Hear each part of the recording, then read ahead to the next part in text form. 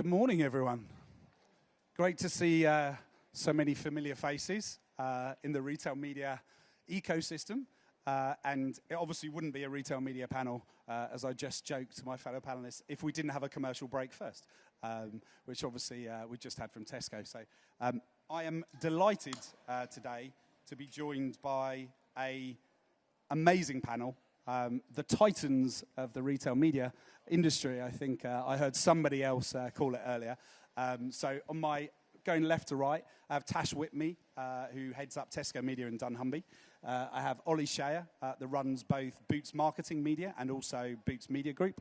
I have BenO'Mahoney, who runs retail media for Ocado Retail. And last but not least, I have Amir, who runs Nectar 360 as MD in the UK. So I think you'll agree, a pretty impressive lineup. And having hosted MadFest for 8 years, I think I worked out earlier this morning, the retail media conversation has been growing steadily over the last 3 or 4. And this year it is definitely one of the key themes. So some of you may have seen my State of the Nation opening yesterday morning. And I said there were 3 macro themes or tailwinds that I saw driving the marketing industry. One is the return to focus on marketing as a growth engine, which I think is a positive return, given that's what we're all here for. Secondly, AI. And the need for marketers to lean into AI and not to be scared of it, because otherwise marketers will lose out to the IT department. And thirdly, retail media. And I think retail media cuts across those first 2 as well, because clearly it is retailers building media businesses that drive value for manufacturers by providing data that CPGs, FMCGs, other manufacturers have always wanted to be able to understand the behavior of their actual customers. So I think this is going to be one of the standout sessions of the whole 3 days, so you made a very good choice to be here today. Okay, we're going to jump straight in, and I'm going to ask the first question, which is, we hear a lot about the US and the huge growth in the US, the fact that retail media spend in the US is in the billions and only growing. But the US and the UK retail media landscape are somewhat different. So I'm going to ask my panelists to give a reflection on what are the drivers of the UK market and what are the differences between the UK and the US. So if you don't mind, Tash, I'll start with you. Morning, everybody. Lovely to be here with my co-panelists. Before I answer the question, sorry, Paul, I just want to say that I think it's fantastic that we've got the 4 key retailers on the stage together this morning. It's a real sign of the fact that there's a whole industry to be shaped, and we need to do that together as well as in competition. So the US, highly dynamic, been at it in seriousness probably a bit longer than Europe and the UK. A lot of retail media networks, I think 50 at the last count, with seemingly new ones springing up every day. Quite top-heavy in terms of being dominated by Amazon, Kroger, Target, and Walmart.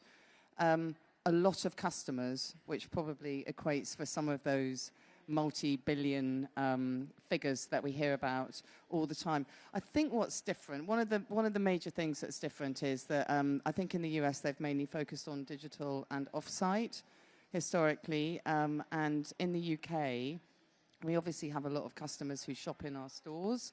And we don't see that going away anytime soon. I think at Tesco we've got at least 17 million customers who still do the vast majority of their shop in store.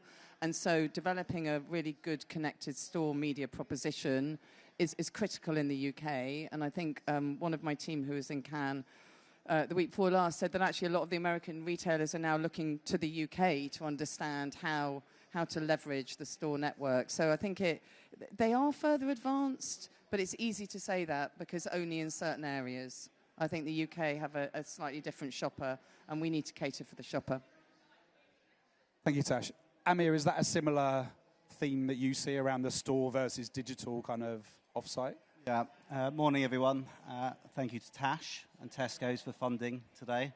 I think it's the only free thing I've ever got from Tesco, so thank you very much. Rude. And I hear Ocado funding the next one, actually. So thank you, Ben. No, Tash hit the nail on the head, actually. I think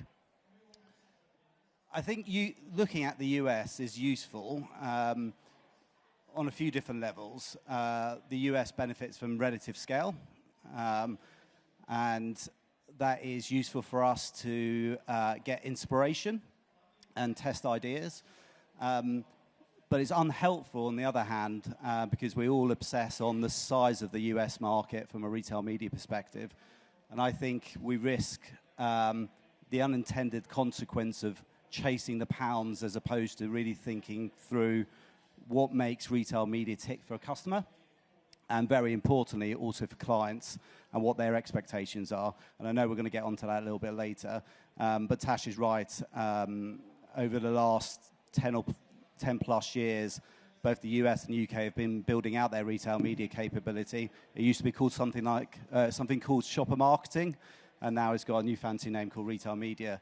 And the reality is the UK was ahead from an in-store perspective, and the US from an online perspective, and you've seen that flip over the last 5 years. Yeah, absolutely. And Ollie, I know you share a similar view from a customer centricity perspective, so yeah, give us your thoughts, please. Yeah, I mean, firstly, it's fantastic to be on a panel with a range of retailers. I think it's probably the first time in my career I've sat on a panel with a whole load of retailers together, so I think it's a great, to Tash's point, it's a great indictment of our industry and where we want to take it.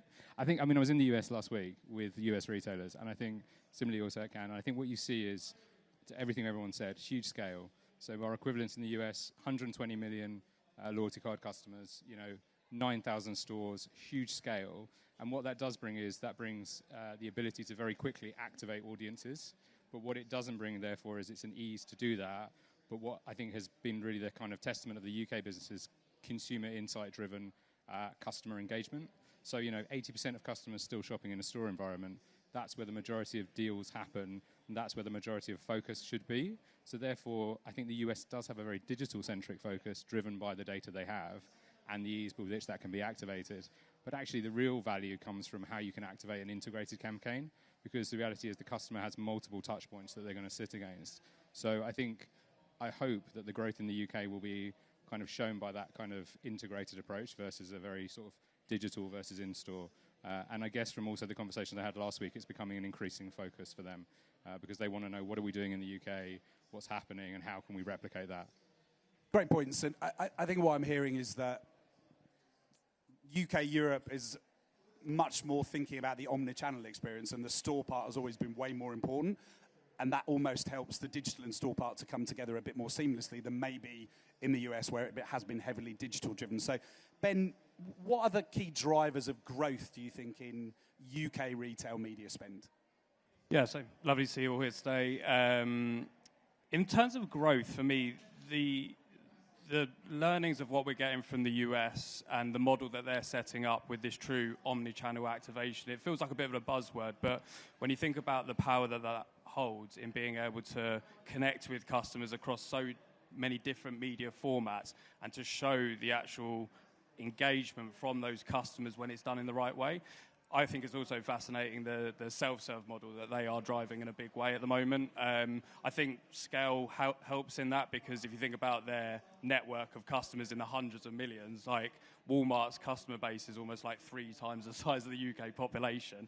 It definitely helps that they can pull together at such scale. But regardless of which in the UK now, if we can take learnings from that in how they're setting out advertisers on the right path to take control over how they're engaging with their customers and how they're learning collectively on what's working. For me, if we can get that formula right, that's really going to drive some growth across the industry. Great, and I think we definitely come back to your point about self-serve, because Ocado is obviously more of a native technology business, whereas our other kind of panelists have obviously got very established 100-year-old retail businesses. Tash, how have you seen retail media evolving, particularly in that omni-channel kind of space? Like, what type of things are Tesco doing that they didn't do before? I think one of the things that we're working with all of our CPG and supplier advertisers on is the shift from how we serve and build inventory and to how the industry buys inventory. So we kind of articulate it as moving from pick and mix inventory types to connected campaigns that are through the full funnel. And for me, that's the really exciting. There's 2 things that are really exciting around the evolution of retail media. So number one, how you can build full funnel connected campaigns that enhance the customer experience, because that's a conversation that we all have.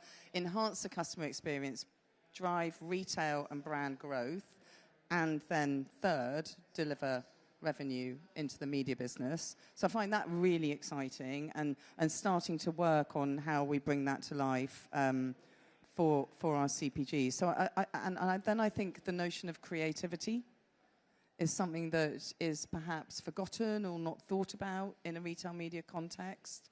And it's those two things, I think, that are going to drive the real scaled evolution and help retail media deliver on its promise of a really good full funnel alternative, not just at the point of purchase, although that's still really important.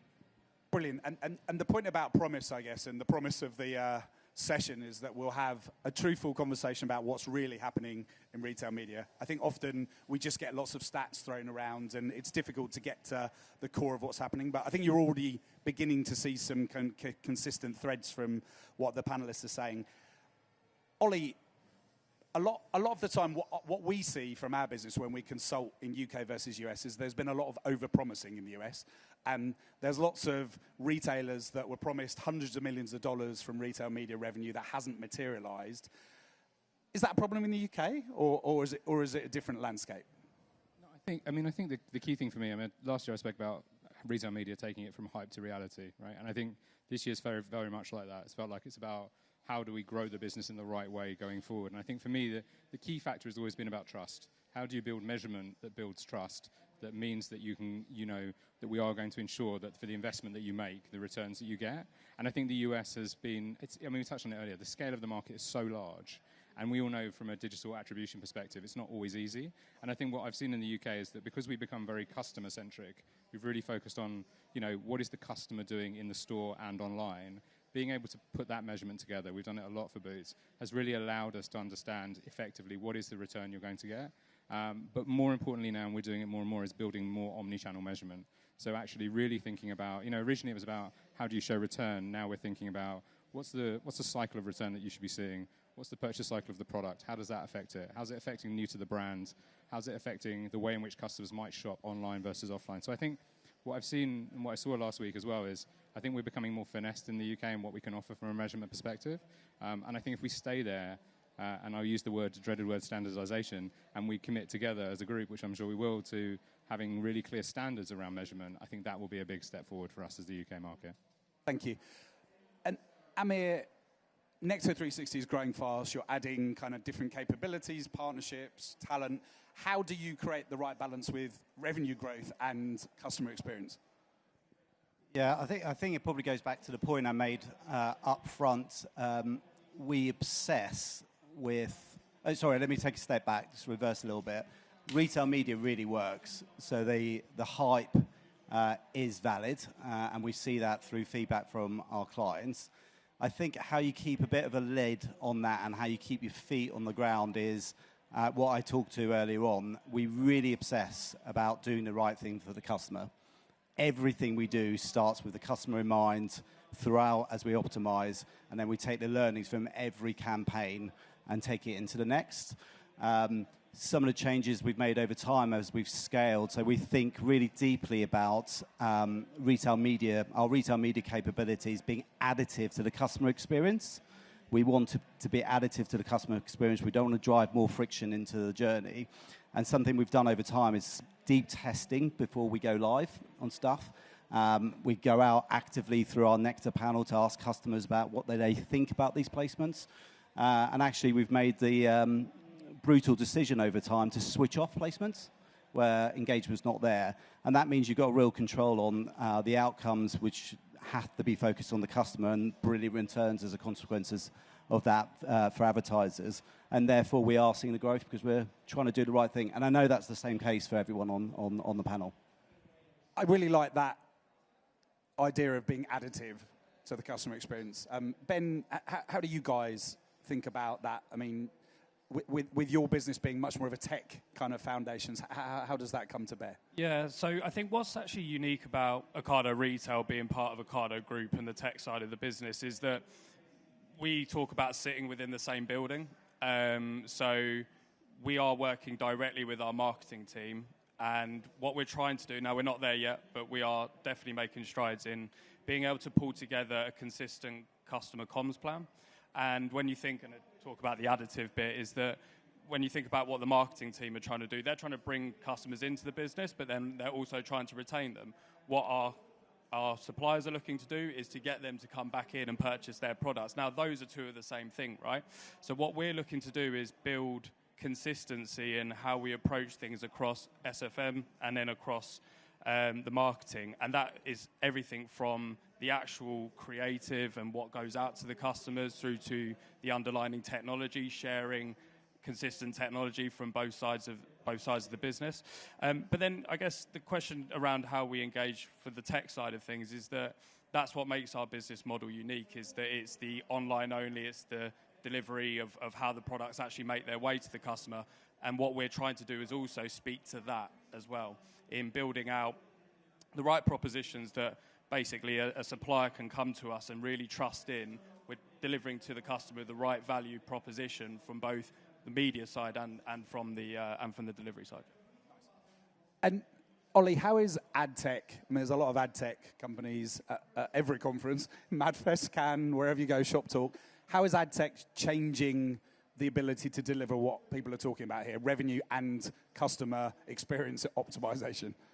I mean, if I look back 3 years, like what you were able to do with first-party data 3 years ago and what you can do today, it's almost revolutionary. You know, you can create environments now with data clean rooms where you can create access to data in ways where you can do kind of advanced data science on it in ways you could never do before. And I think coupled with that, what you're able to do is take audiences and effectively activate them across your estate. So whether that's in digital screens in store, whether that's digital audio, whether that's your on-site, whether that's your off-site, I think that capability has evolved so much in the last 3 years. And to be honest, from what I've seen, will only accelerate. Because, you know, if I look at the volume of, to your point, ad tech vendors in the marketplace, 3 years ago it was kind of nascent. Now it is really, really quick. And I think we'll talk about it a bit more in a minute. But when you add generative AI on top of that, it's only going to accelerate faster. So I think what I see is it will only exponentially accelerate. But what you can do today is way beyond what you could even do 3 years ago. I think that's a really valid point.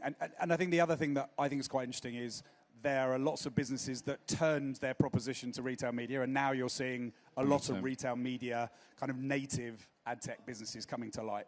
Yeah, I mean, I think if you look at Cannes, if you look at, you know, some of the major propositions, some of the biggest partners now, you know, the large-scale tech vendors are getting involved in this, and that, for me, gives a really good indication of what evolution we will probably see in the next 2 years.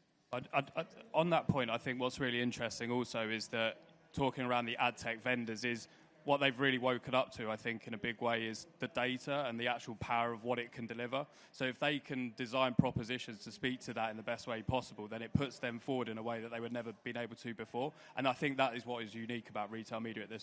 Yeah, no, that's a great point. So let's talk about your customers and the people that you sell to, because that's obviously fundamentally changed. Like Tash, I know you and I have talked a lot about how, let's call them the CPG customers, their expectations are changing about how they want to have a relationship with retailers. How has that evolved, and what are you seeing? Well, I think the first thing to say is it's not a new industry, but it is. Which is really weird, isn't it? We've been doing it for 20 years, all of us, in various ways, but the acceleration that we've seen and the realization of the advertising community that this is really important and that they need to get on the bandwagon, I think, is what's driving the acceleration. I don't think a day goes past where we don't have a conversation with a CPG or an advertising partner where they're wrestling with how they need to set themselves up, how they bring together their capabilities, their budget pots. You know, historically they've been split, haven't they, functionally, like many organizations. You've got shopper, brand, digital, e-commerce, then you've got centers of excellence, hub and spoke. And so I think without exception, the big advertisers are thinking about, they're really thoughtful about how they set themselves up, whether it's they're building a retail media center of excellence, whether they're actually employing a retail media director who sits across some of those fault lines. So I think the evolution is real and not without its pain for the advertisers. And so I think that's just one of the major things that we're talking to them about. And then I think the second point is, how we can show up as one retail team and how the CPG or advertiser can show up as one team. And what I mean by that is bringing together the commercial parts of the organisation with the customer parts of the organisation, with the retail media, so that actually you build growth plans that are based on what the CPG is trying to achieve, but also what's going to drive retail growth. Because this thing's only going to work if it amplifies the things that we are trying to do, or the CPG is going to. It's not something you do differently over there in a corner. So I think those are my two big observations. It's a lot of change everywhere, and coming together to really drive out the growth that we think is possible is important. Go on, Amir. So I think Tash and Ben both touched on a really important point, which is unique in retail media. And unlike anything else that exists in the advertising or media industry, this three-way working between the buying teams, the marketing teams, the CPG, the client, and the retail media network, you don't see it anywhere else, right? And that's really important. What I hear over and over again from our clients is, I don't want a retailer to supply relationship, but I want you to help me navigate that. And I want a client service from you. And Tash touched on the Centre of Excellence that are being set up within our client bases. And look, the things they ask us for is bring innovation, turn up as a media partner, show me lots of flexibility in how we work, and make it really easy for me to do business. Right. And I think it's really, the point that you and Tasha made is really interesting, that actually this collaboration, cross-functional collaboration, and need to focus on incrementality and actual proof is actually arguably, hopefully, going to redefine how we think about any spend on media.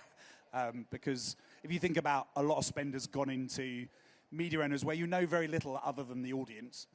Here we have not just intent, we have propensity understanding of what people buy, when they buy it, and what location, and what frequency. And I think that kind of changes the conversation. And I hope it changes the conversation about accountability for marketing and media dollars against all growth in marketing. And I feel like all of you are saying that is a possibility. Ben, we touched on in our prep call the fact that obviously some CPGs, because they've worked with Amazon and expect that seamless self-service, are going, well, we want self-service. Like, what do you think about that? And I'd love to get other perspectives on like how realistic that is, given where CPGs are from a maturity perspective. Yeah, so I think that there is a demand for self-serve, and I guess the perception that we have on the market right now is that a lot of advertisers are looking at self-serve thinking, right, that's an exciting opportunity. I can take control of my campaigns and really inject my own spin on things rather than relying on the retailer. I think the reality of what self-serve will be over the next few years is a culmination of the AdTech coming together. So I think about things like cross-platform attribution. If you're going to put stuff in the hands of so if you're going to put the power in the hands of the advertiser to then go out and run their own campaigns, they then need to get the data back in, the same as us, to make sure that it is working and that it's effective. I think it's also the operating model of what self-serve is as well. There's, of course, the Tesco platform where you can go in, of course, and create your campaigns and forecasts and things like that. I guess advertisers are looking also now at how do I get it within my advertiser's seat to then actually take control within where I'm already present. So I think self-serve is a fascinating area. I think it also helps liberate the capabilities within advertisers. I mean, these are some of the biggest spenders in the world when it comes to advertising. They have huge teams, centres of excellence, like you say. Why not give them the control to be able to do that, obviously with parameters in place? So I think it's a fascinating place. Go on, Ollie. Yeah, obviously, the way I look at it, both as a media person and running a retail media group, is what drives self-service? What is the driver behind it? To Ben's point, is it operational? So do I have amazing people already who can activate for me? Or is the secondary point more that I want to understand what's under the hood?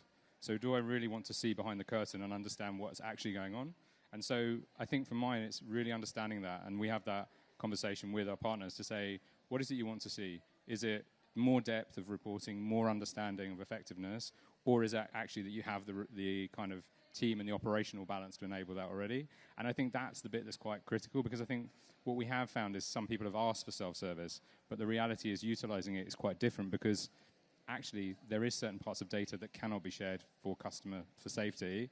Right. And so therefore there's an evolution that's going to happen in that space that will make it easier.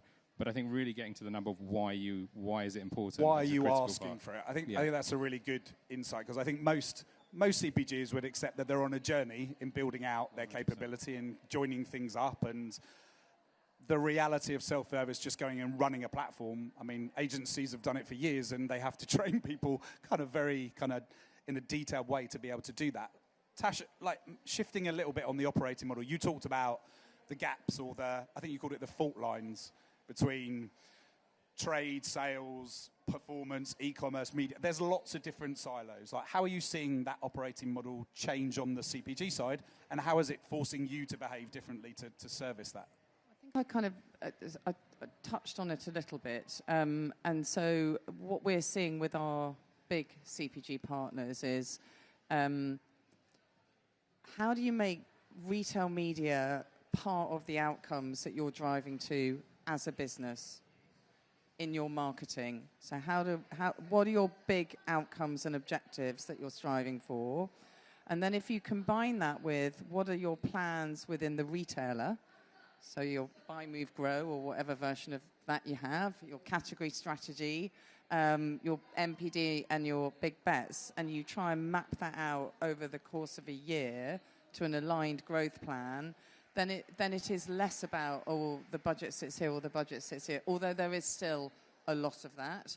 So I think starting that journey of aligned growth planning from retail up through the funnel is something we're seeing some progress on. And then, honestly, I think the advertisers are restructuring really often, and that's really painful. So I spoke a little bit about whether it's centres of excellence or heads of retail media or bringing people together in steercos. We're seeing a lot of that as well, because I think there's a recognition that whatever we do now is going to change in 6 months, so a constant journey of evolution. So I think it's one, getting to an aligned growth objective and what's the contribution of retail media in that, rather than just its shopper or brand or digital. And B, it's a journey of thinking about structure and operating models. Right, and we definitely see that all global CPGs are changing their model and structuring things differently. I think that part of the challenge is there's almost not one model that's the same right now. So, Amir, you're smiling. Tell me a little about why. Yeah, well, we touched on a really important point. We serve around about 900 clients every year at Nectar 360, and guess what? Every one of them wants to work slightly differently. So the point around self-serve, the biggest CPGs are very happy to use it, as our agency clients. But we've got a very long tail of clients who need a bit of help, actually. The Centre of Excellence have come together within the biggest, most sophisticated CPGs. And what we've seen is that bringing together of brand and shopper budgets and a real focus on those integrated multi-channel campaigns that we've all talked about. That's the future. That's where we see the biggest returns. That's where we see the best customer engagement. So the level of sophistication has really stepped up.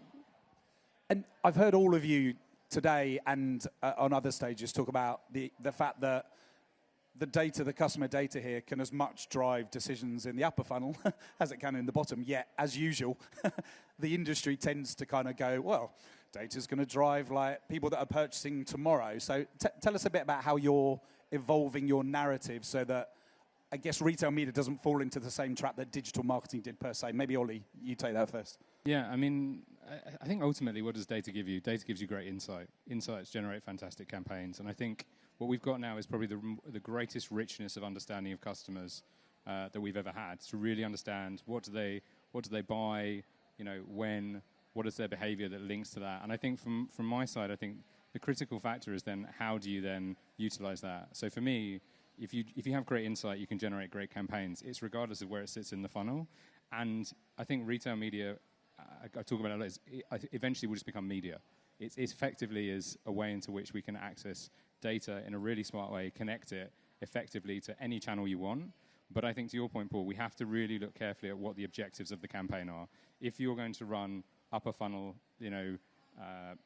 CTV, will it have the same effectiveness as sponsor search on site? No, it's because it's the same as if you were running remarketing. We'd be measuring it the same. And I think that's the critical factor. So I think it's evolution, right? When we began the journey, it was very much about how do we generate revenue at the lower funnel for brands. And now it's about how do you evolve that to look at how the things you might do in the upper funnel might influence all of that. Effectively, it's how we manage our retail media. Like as a retailer, how we plan our media is effectively now how brands can plan their media. Right. And I think it's that evolution, and we touched on it earlier, that's a revolutionary thing for brands. You know, I was an FMCG advertiser for 10 years.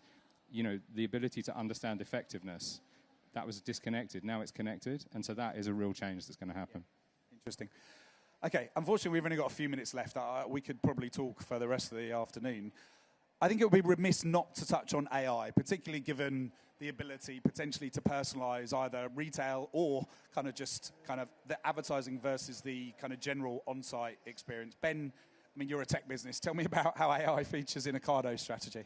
Yeah, limited at the moment. I guess if you talk about the actual technology side of things, I'm sure it is apparent more there. But in terms of how we're utilizing it within our retail media business, or where I can see things going, I find that the power that AI holds, and the more I'm seeing from the technology vendors out there, is that it just makes things a bit more seamless. It makes things a bit more accessible for other people in the business. An example I could give is where a lot of vendors now are able to query across audiences just by asking a question, typing in a question rather than having to pull down a load of filters. And that means that anybody, in theory, could jump into a platform and start creating audiences and activating. The other bit that I find fascinating with where AI is going is obviously it's all just housed around data, and I think much to your point earlier, Ollie, is that it's the kind of real-time availability of data now. It's the fact that we can get the data as retailers out there to make decisions a lot quicker, enabling AI to do its thing in effect. And when you think about from an advertising perspective, the example I always like to give is the life cycle of a product.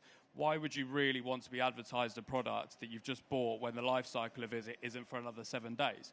So again, that is, I think, a really exciting use case for where AI can help enable.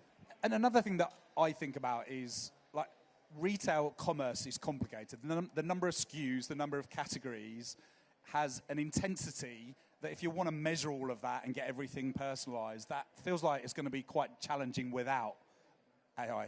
Amir and then Tash. It is complex, and if you look at the machine learning models that all the major retail media networks have developed over the years to drive personalization, it's huge. And AI will take that to a new level, beyond our expectations, I'm sure.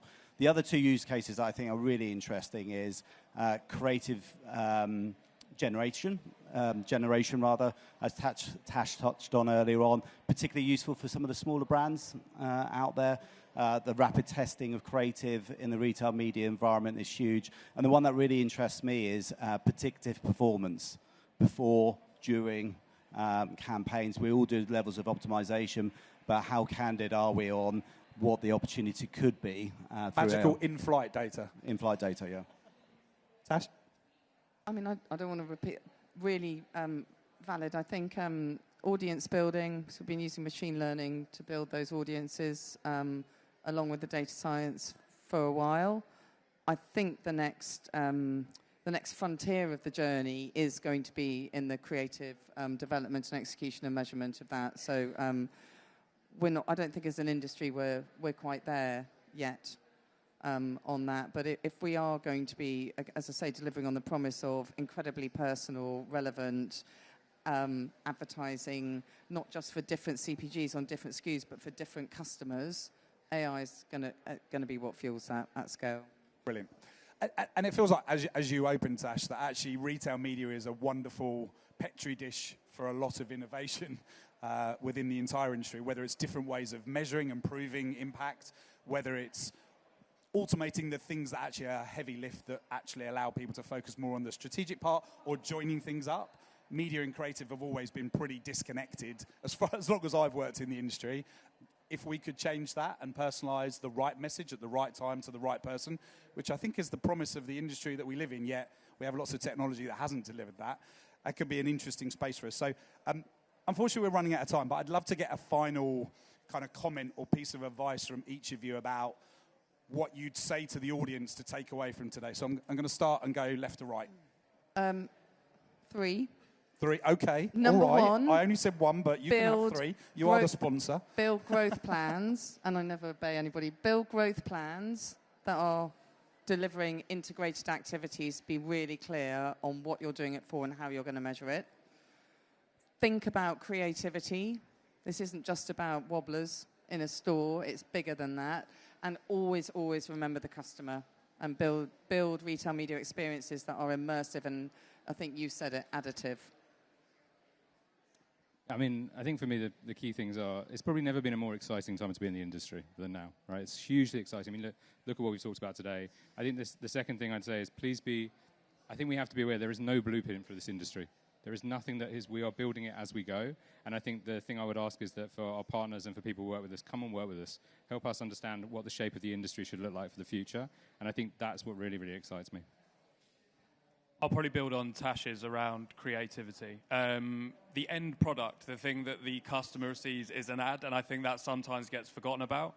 So for me, it's working with the retailer with the best creative, the best approach that you can to really speak to the customer, use the data to its best ability. And then also there's a build on that in terms of maybe not even a digital channel, but thinking around like sampling and surprise and delight. You know, building your brand loyalty is done in so many different ways, from both an advertising perspective, but also just how you engage with your customers overall. I have 5. No, I'm joking.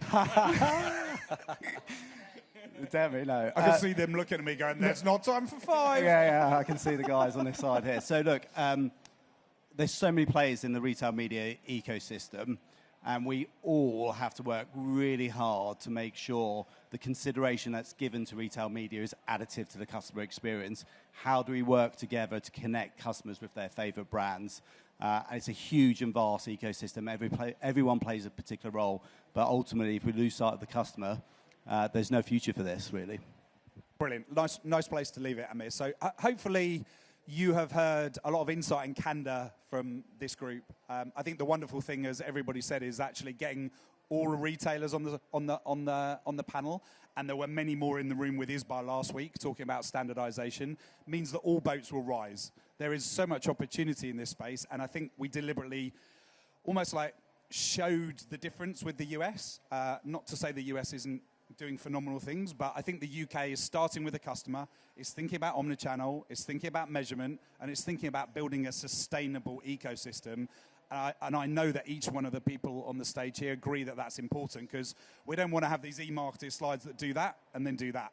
And that has happened in digital advertising in the past. So all that remains is for me to thank my wonderful panelists for their candor, for their time, and I hope you'll put your hands together to appreciate them.